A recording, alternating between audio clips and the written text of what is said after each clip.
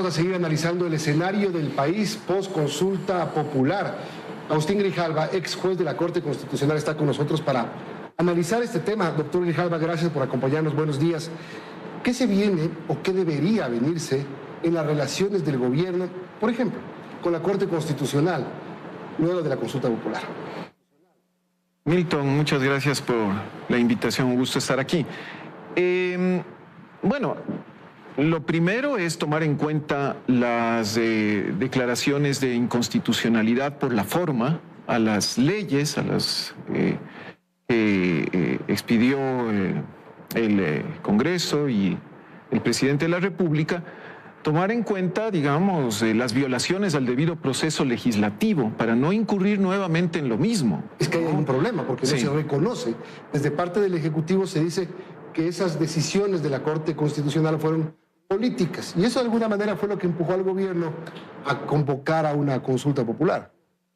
Bueno, desde el punto de vista jurídico eso no tiene ningún sentido, porque el país pudo escuchar en las audiencias que efectivamente había unidad de materia, se violaba la reserva de ley, había leyes que se presentaron como, o normativa que se presentó como de urgencia económica, que en realidad no tenía nada de económico o no cumplía los parámetros de urgencia.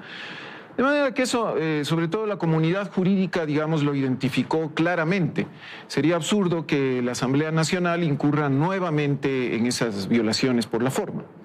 Ahora, el hecho debería ser empezando por reconocer, porque las posiciones se vuelven políticas. El gobierno no ha entendido esa parte de que la Corte, o no lo ha aceptado, de que la Corte actúa pegada a derecho. La Corte tiene que seguir haciendo su trabajo, ¿no? Y ahora incluso está más obligada que antes, porque esas sentencias son precedentes a los cuales la Corte está obligada constitucionalmente. La Corte no puede un día decir una cosa y otro día decir otra cosa. Algo que no se tiene claro en el país es que los últimos años ha habido un desarrollo importante del precedente constitucional, de manera que la Corte es la primera que se debe sujetar a sus propias interpretaciones y a sus decisiones previas. Le quiero preguntar algo como ex juez de la Corte Constitucional. ¿Usted cree que la Corte Constitucional se ha convertido en un actor político? Y le hablo desde el gobierno del presidente Guillermo Lasso, cuando la Corte con su dictamen de alguna manera facilitó el enjuiciamiento político al presidente Lasso, y ahora este conflicto con el gobierno del presidente Noboa. ¿La Corte se ha desubicado un poco? A ver, para analizarlo en concreto, tomemos el ejemplo que usted pone. ¿Cómo resolvíamos antes las crisis presidenciales? En las calles, y con los militares. ¿Cómo la resolvimos esta vez? ¿No? Ciertamente no fue una decisión fácil, es una decisión polémica, pero se resolvió por los canales institucionales. Y ese momento, no ahora, pero ese momento todos los actores políticos declararon que iban a reconocer la decisión de la Corte Constitucional y lo hicieron. Y esto es incluso lo que llevó luego, ¿no es cierto?, a la muerte cruzada y las elecciones que han llevado al gobierno al presidente Noboa. Entonces, me parece que esto es histórico, esto no ha sucedido nunca en la historia constitucional, política del Ecuador, que se resuelva así una crisis presidencial. A mí me parece que con todas las observaciones que se puede hacer, fue una salida institucional y ese es un paso adelante, no como se quiere decir un paso atrás. Otra cosa es que se quiera utilizar ahora retroactivamente esto, de forma selectiva, interesada, para esta campaña de desprestigio contra la Corte, que ya viene desde hace varios años. Porque normalmente cuando hay una decisión judicial, peor una decisión judicial del más alto nivel, si es que me conviene, está bien tomada. Si es que no me conviene, pasaron al campo político. Ese es el problema. Bueno, aquí llevamos al extremo esta lógica que usted indica, ¿no? Justamente. Entonces, a la Corte se le viene desprestigiando por años porque a algunos analistas, a algunos sectores no les gustan sus decisiones. La Corte no está para tomar, como usted bien dice, las decisiones que a uno le gustan, ¿no? Entonces, esto provocó una marcha contra la Corte Constitucional. Un cartel gigante con las caras, con los rostros de los magistrados, provocando, digamos, una ira de los sectores afines al gobierno, por lo mínimo. Y luego Esto, sin duda, fue el génesis, porque el presidente Noboa plantea una pregunta inicial para la consulta popular, si usted lo recuerda, que volvía sujetos de juicio político a los magistrados. No pasó esa pregunta o no se concretó esa pregunta y terminamos en una consulta popular con un objetivo, dijo el presidente, de que la Corte Constitucional pase a ser una sala de la Corte Nacional de Justicia. Claro, el antecedente es gravísimo. El antecedente de la convocatoria constituyente fue una violación vergonzosa de la independencia judicial.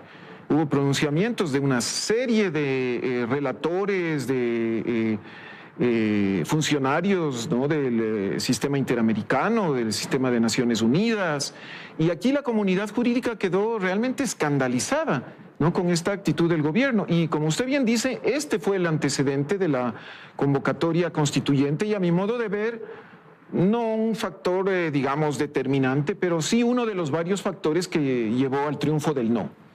¿Usted cree que la Corte Constitucional tiene demasiados poderes? Efectivamente, digamos, creo que en la ley podría revisarse algunas de estas facultades. Hay una especie de sobrecarga, porque a mi modo de ver, lo que se diseñó era por parte de sobre todo del hiperpresidencialismo en el tiempo de la Revolución Ciudadana, entonces Alianza País, se diseñó una Corte que legitimara las decisiones del Ejecutivo. Y la Corte no está para eso, sino para controlar desde el punto de vista constitucional, jurídico, ¿no es cierto?, esas decisiones. Entonces, digamos, puede ser que algunas facultades sean demasiado Por ejemplo, ¿cuál excesivas. usted? Esto habría que estudiar, porque, ojo, lo que no se podría es hacer una reforma a la ley de garantías para debilitar las funciones esenciales que la Corte debe realizar, que son de control constitucional, por ejemplo, de las leyes, ¿no es cierto? Es decir, habría que diferenciar entre aquellas facultades definitorias esenciales de una Corte Constitucional y aquellas que podrían ser asumidas por la justicia ordinaria o que realmente le sobrecargan o como usted dice, le sobrepolitizan en términos partidistas, ¿no es cierto? Le ha sucedido a la Corte que constantemente le ponen en la encrucijada en medio de los conflictos político-partidistas, lo cual, digamos, al final va en desmedro de la institución. Pero de ahí a pasar a ser una sala de la Corte Nacional de Justicia.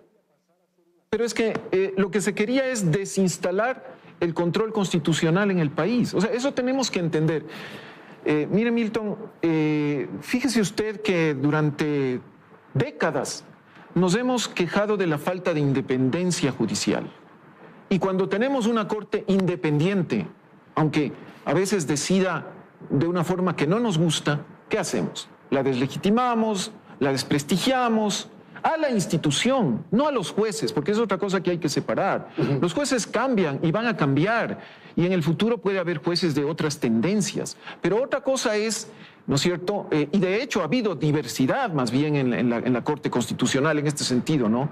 Porque si usted examina las formas de votación, ya seriamente, porque hay mucha falacia, mucha generalización, mentira, pero si usted examina las formas como votan los jueces, los votos salvados, va a ver que cada juez también, cada jueza es independiente, ¿no? Entonces, lo que hay que respetar es la institución, más allá de los jueces que estén presentes en un momento u otro, que eso es transitorio, temporal. Este es un país en el que las instituciones tienen que jugar su rol, ¿no? Aquí todo se trastoca, se quiere discutir con la Corte Constitucional, políticamente, no se quiere en cambio que haya debate, ¿no es cierto?, que haya discusión en la Asamblea Nacional. Bueno, ¿en qué quedamos? Las instituciones tienen que cumplir sus funciones. ¿Y tienen que ser sujetos los jueces a control político?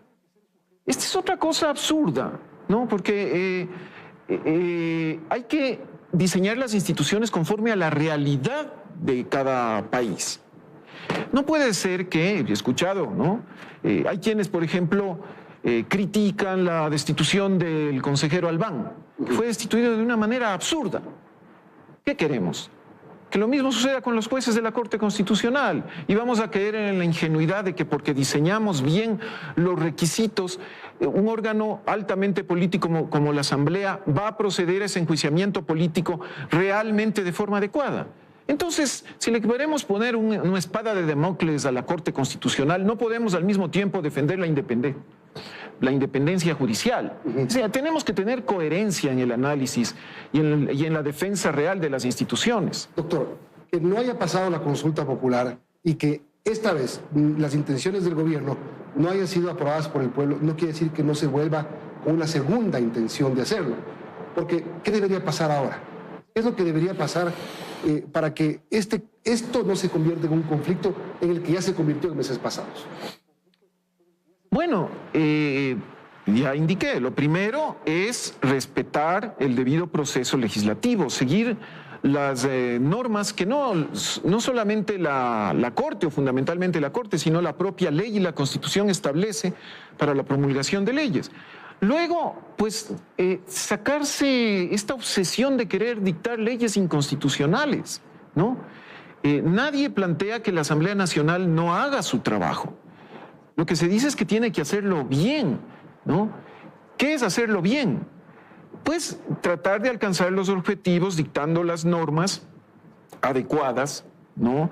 Pero que no viole los derechos de los ciudadanos, de sus organizaciones. Fíjese, por ejemplo, la ley de transparencia, ¿no? Que justamente ha sido demandada. En el país hay alrededor de 70.000 organizaciones, asociaciones de todo tipo, y algunas de ellas que no manejan ni $100.000, se les amenaza o de hecho se les ha congelado las cuentas bancarias que ya están sujetas a examen, a revisión por parte del UAFE, de la UAFE, sin orden judicial. Eso viola todos los estándares internacionales, viola el derecho de asociación, el derecho de propiedad y viola los derechos de los beneficiarios de esas asociaciones que no tienen absolutamente, la gran mayoría de ellas, nada que ver con el narcotráfico ni el lavado de activos. Una pregunta final. ¿Le parece a usted que una señal de querer hacer las cosas bien es haber nombrado al doctor Heredia como secretario jurídico?